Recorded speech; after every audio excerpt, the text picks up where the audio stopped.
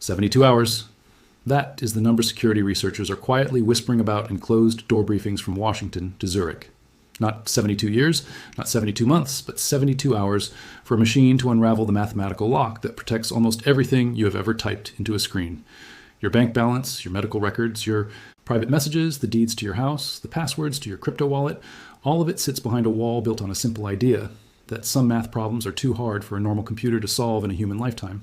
That wall has stood for nearly 50 years. And right now, in laboratories most people have never heard of, the wall is being quietly dismantled, brick by brick, qubit by qubit. If you have ever wondered what would actually happen the moment a quantum computer finally breaks real-world encryption, not in theory, not in a textbook, but for real, then stay with me, because what you're about to hear is not science fiction. It is closer to a countdown. Before we get to the 72 hours, you need to understand what is actually being protected and why the entire digital world runs on math that most people never think about. Every time you send a message, log into your bank, or make an online purchase, your device and the server on the other end perform a handshake using something called public key cryptography. The most common version is called RSA, named after the three mathematicians who invented it in the late 1970s.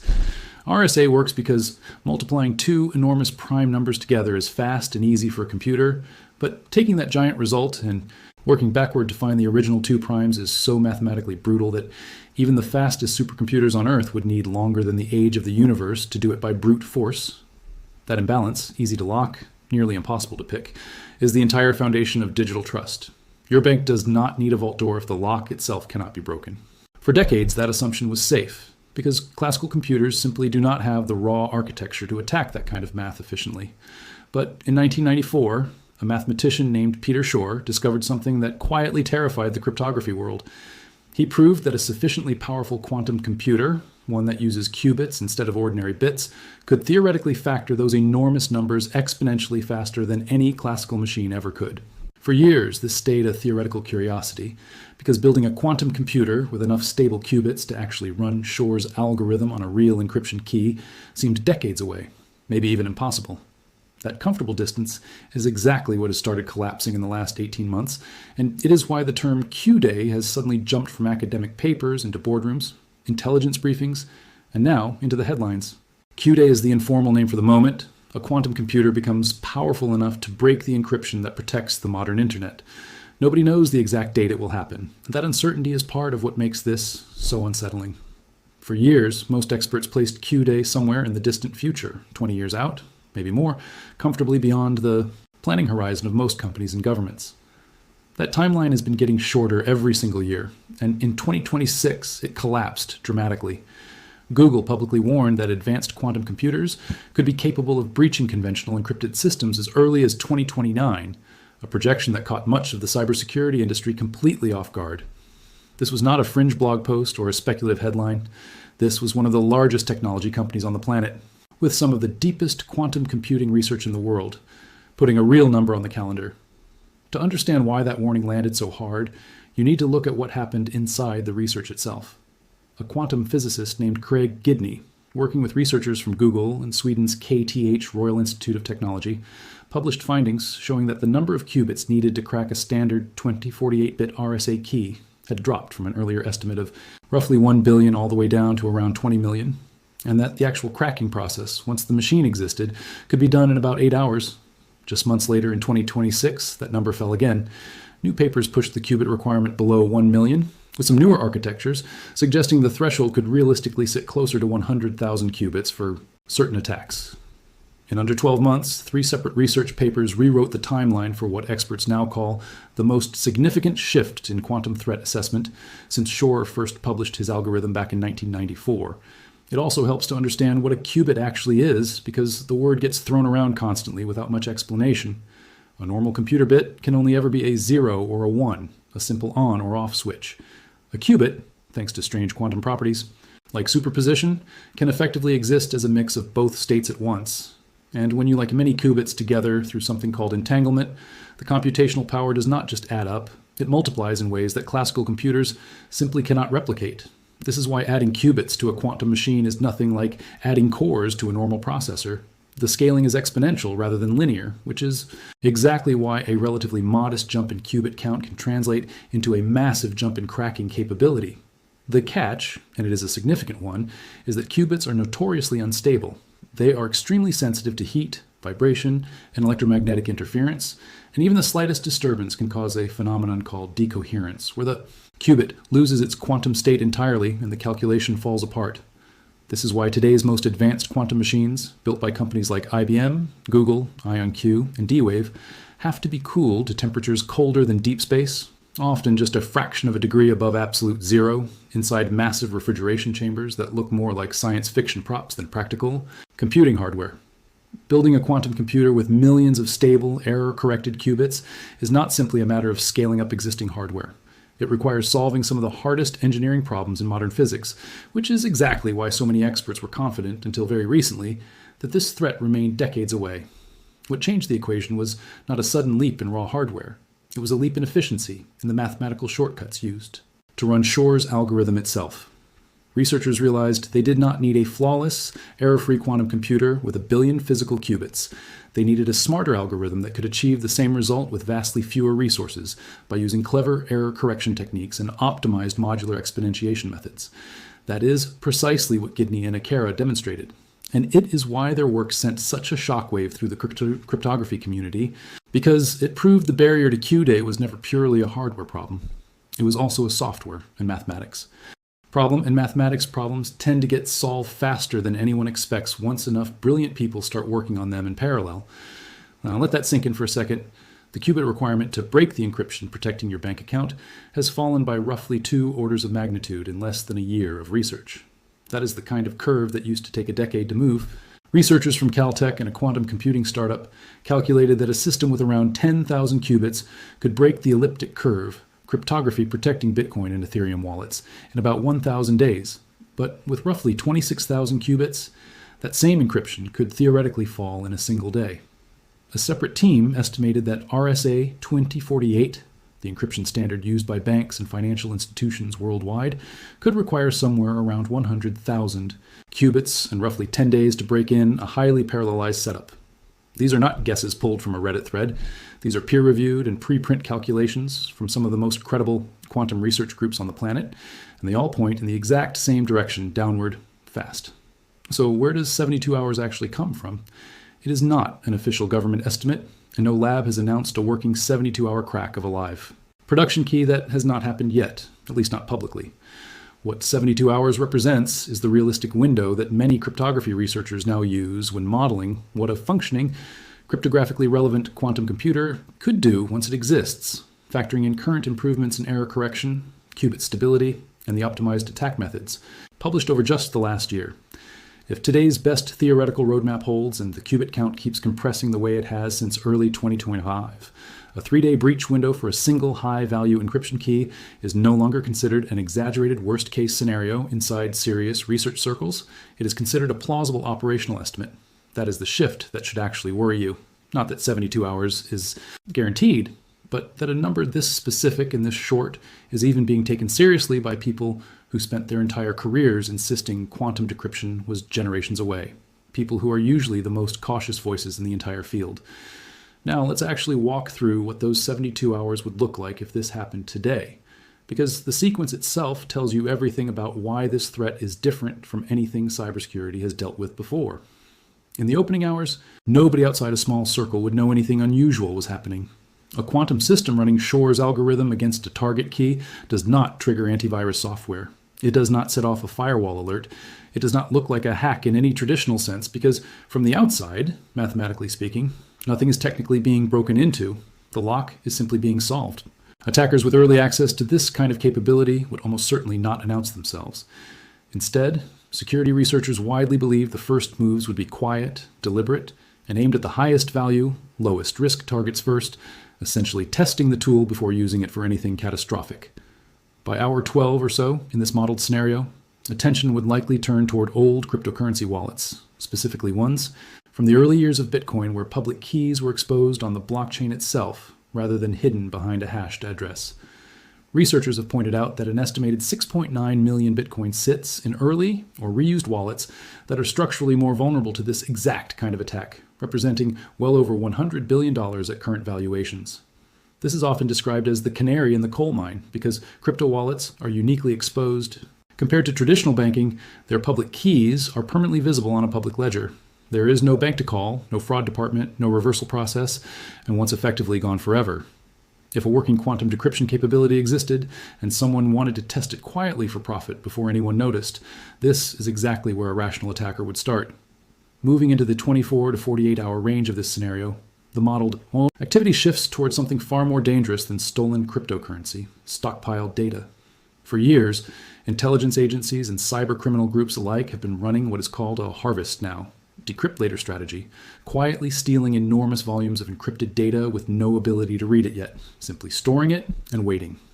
Encrypted files stolen in major breaches over the past several years, communications intercepted from corporate networks, government systems, and critical infrastructure.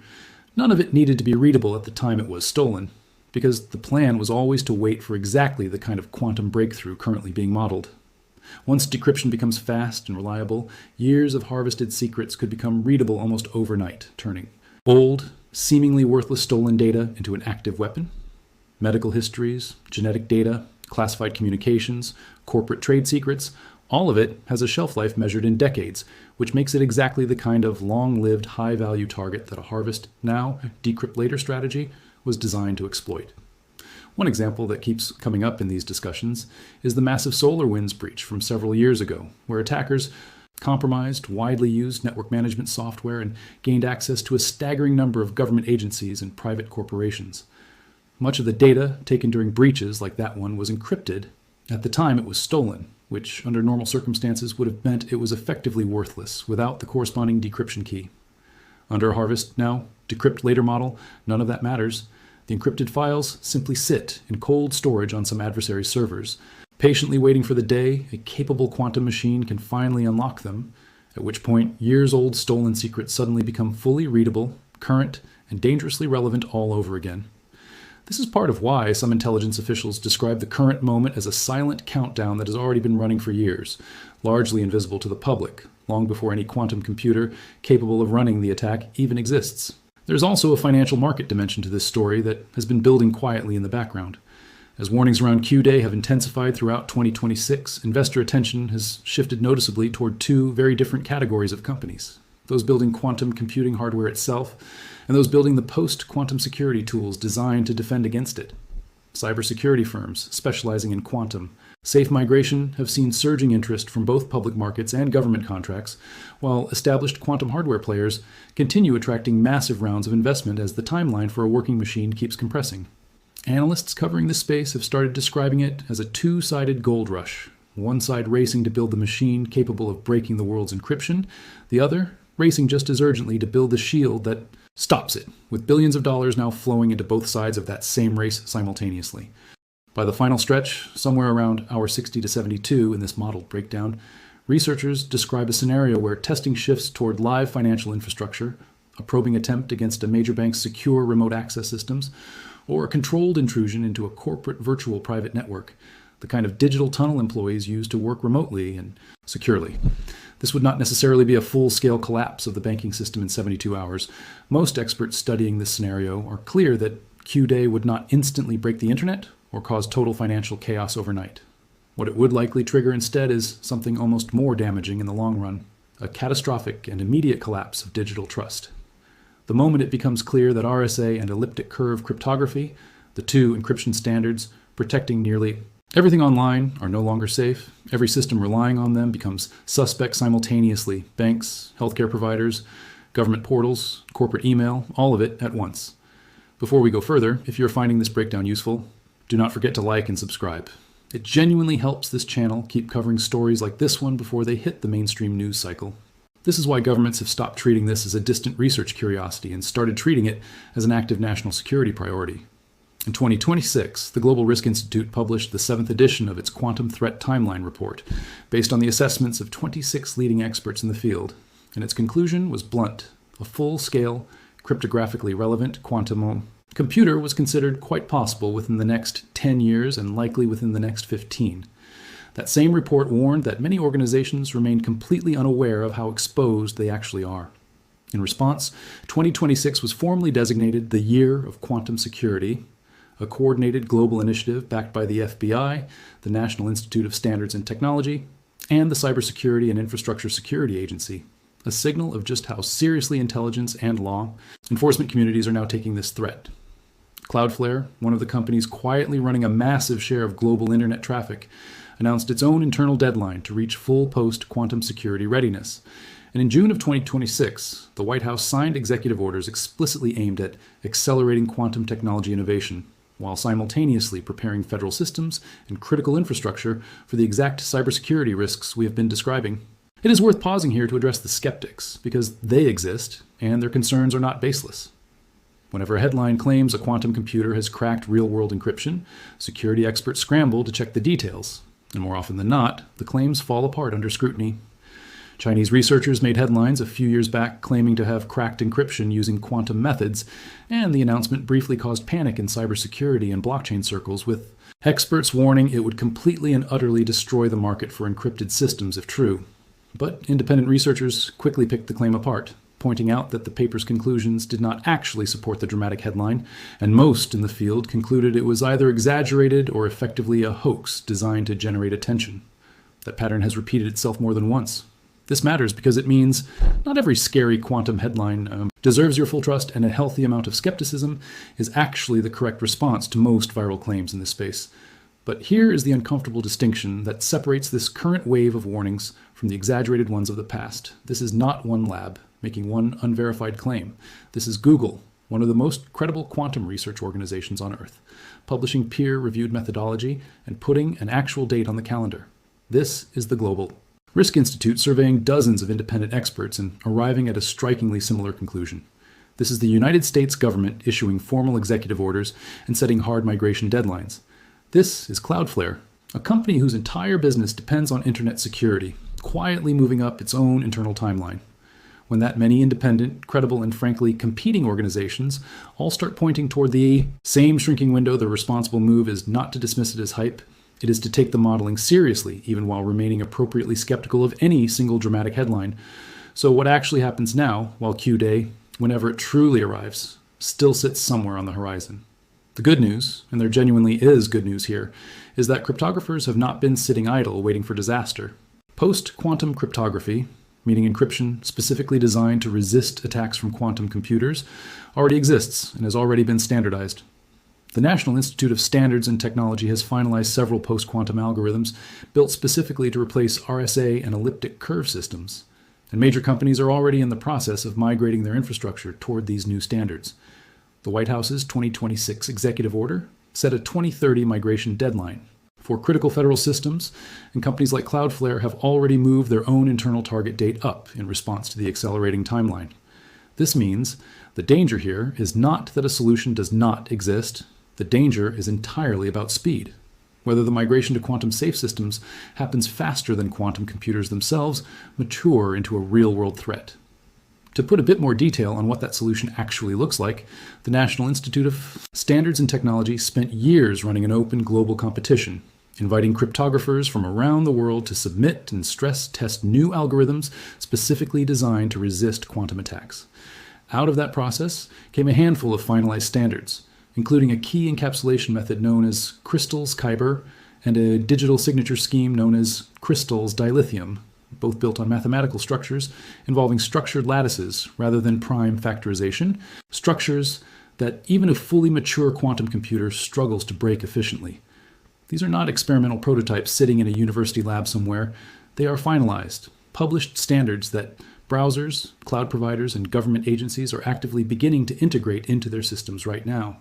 The technical solution genuinely exists. It is the sheer scale of the migration, rewriting decades of embedded cryptographic infrastructure across banks, hospitals, telecom networks, and government databases, that makes this such a slow and daunting undertaking. That slowness is precisely what worries security professionals the most. Migrating an entire organization's cryptographic backbone is nothing like pushing a routine software update. It often involves auditing every single system that touches sensitive data, replacing hardware that cannot support the new algorithms, retraining staff, and coordinating with every external partner and vendor in the supply chain. Surveys cited by industry analysts suggest the overwhelming majority of organizations, in some estimates as high as 90%, have no formal quantum readiness plan in place at all, despite years of warnings from exactly the kind of credible sources we have already discussed. That gap between the urgency of the warnings and the sluggishness of real-world preparation is, according to most experts tracking this space, the single greatest risk factor in the entire Q-Day equation, arguably a bigger threat than the quantum hardware itself. This is exactly why the harvest now, decrypt later problem is so uniquely dangerous compared to a normal cybersecurity threat. With most hacking methods, if your data is safe today, it is generally safe tomorrow too, assuming nothing changes. Quantum decryption breaks that assumption completely, because data that is perfectly secure today can become instantly readable the moment a capable quantum computer exists, even if that data was stolen years earlier and has been sitting untouched in some adversary's storage system the entire time. This means the encrypted files, medical records, and classified communications being stolen right now in 2026 may already be compromised in a future that has not technically arrived yet. Security researchers describe this as data with a long shelf life being uniquely exposed. Anything that needs to stay confidential for 10, 20, or 30 years, government secrets, genetic data, long-term corporate intellectual property, is exactly the kind of information adversaries have the strongest incentive to steal and store today, banking entirely on tomorrow's quantum breakthrough to eventually unlock it. There is also a geopolitical layer to all of this that deserves attention, because quantum computing has quietly become one of the defining fronts in the broader technological competition between global superpowers. Analysts tracking this race point out that China has invested enormous resources into quantum research and currently leads in several specific domains, while the United States continues pouring billions into both offensive quantum capability and defensive. Some experts have gone as far as describing this as an arms race, not one measured in missiles or warheads, but in qubits and error correction rates, where the nation that achieves a stable, cryptographically relevant quantum computer first would gain an intelligence advantage unlike anything in modern history. The ability to potentially read the stored secrets of every rival government, corporation, and individual on the planet all at once. Supply chain vulnerabilities complicate this picture further, since critical minerals like niobium and nickel, both essential to advanced quantum hardware, are heavily controlled by China, adding yet another layer of strategic tension to an already high-stakes race. Defense analysts have also pointed out that a nation achieving this capability first would not necessarily announce it publicly at all, since the intelligence value of a working quantum decryption tool depends heavily on adversaries not knowing it exists. Which means the most dangerous version of Q-Day may not arrive with headlines and press conferences, but quietly, invisibly, inside a classified government facility years before the rest of the world ever finds out. For the average person watching all of this unfold from the outside, the natural question is simple: should you actually be worried right now, today, this week? The honest answer from most credible experts is nuanced.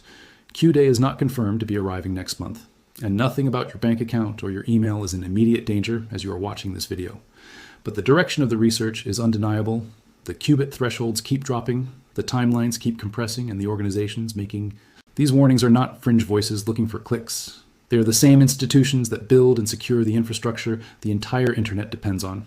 If Google, the Global Risk Institute, the White House, and companies like Cloudflare are all independently moving their planning timelines forward at the same time, that convergence alone tells you something meaningful is shifting beneath the surface of the technology world, whether or not a specific 72-hour countdown ever plays out exactly as modeled.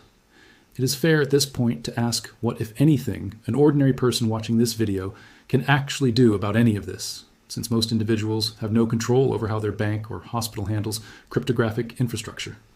The honest answer is that direct personal action is limited because encryption migration is largely an institutional responsibility rather than a personal one, but that does not mean you are entirely powerless.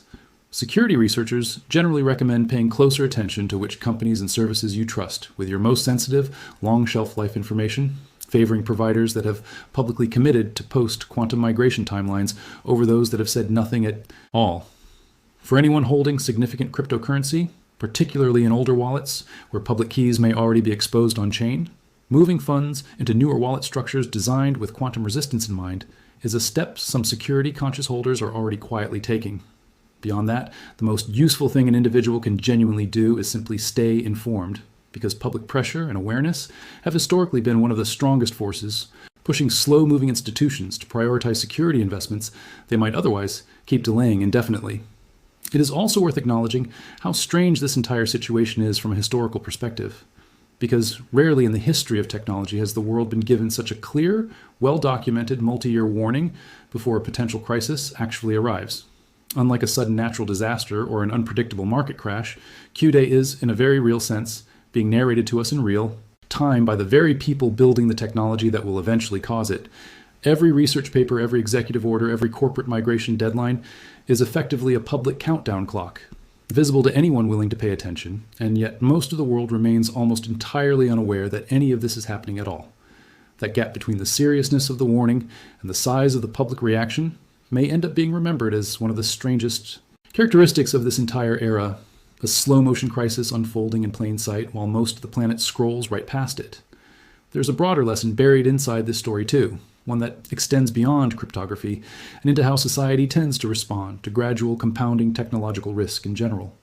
Humans are naturally wired to respond strongly to sudden, dramatic events, and far less effectively to slow, incremental shifts that quietly compound over time until they suddenly cross. A threshold that feels abrupt in hindsight even though the warning signs were building for years. Q-Day fits that exact pattern perfectly. A threat that has technically been understood since 1994, that has been creeping closer year after year through steady incremental research, and that may eventually arrive, feeling sudden and shocking to the public, even though the entire scientific community will have effectively watched it approach in slow motion for decades beforehand. Recognizing that pattern and taking early, credible warnings seriously before they become undeniable emergencies may end up being one of the more valuable lessons the entire quantum computing story ultimately teaches us, regardless of exactly when Q-Day itself finally arrives. What makes this story genuinely different from typical tech doom headlines is that it is not really about whether quantum computers will eventually break encryption. Virtually every serious researcher in the field agrees that they eventually will, given enough time and enough stable qubits. The real story, the one most headlines miss entirely, is about the astonishing speed at which the timeline keeps collapsing.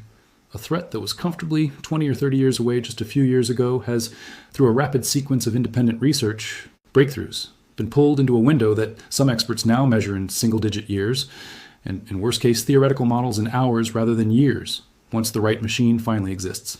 That compression, from decades to days, from science fiction to spreadsheet modeling, is what should actually hold your attention here, far more, than any single dramatic number like 72 hours ever could on its own. If there is one thing to take away from this entire breakdown, it is that the race between quantum computing and quantum-safe encryption has quietly become one of the most consequential technology stories of this decade. And most people have absolutely no idea it is even happening. It is not being fought with headlines about killer robots or dramatic Hollywood-style hacking scenes. It is being fought quietly in research papers, government executive orders, and corporate migration deadlines that rarely make front-page news.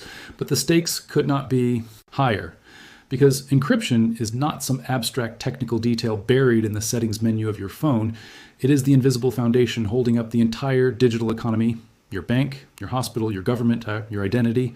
All of it rests on math that quantum computers are getting frighteningly close to solving, whether that moment arrives in 3 years or 13, whether the actual crack takes 72 hours or 72 minutes. Once the hardware finally catches up to the theory, one thing is now beyond dispute among the people actually building this technology. The clock has started, and it is moving faster than almost anyone outside these research labs ever expected. Whatever number ends up being accurate, 72 hours, 72 days, or 7 years, the underlying trajectory is no longer seriously disputed by the people who actually build this technology for a living. Only the exact timing remains genuinely uncertain. That should be reason enough to pay attention now, while there is still time to prepare, rather than waiting for a headline that arrives only after the countdown has already reached zero. Thank you for watching this breakdown all the way through. And if this kind of deep dive into the technology quietly reshaping our world is something you want more of, make sure you like and subscribe so you do not miss what comes next.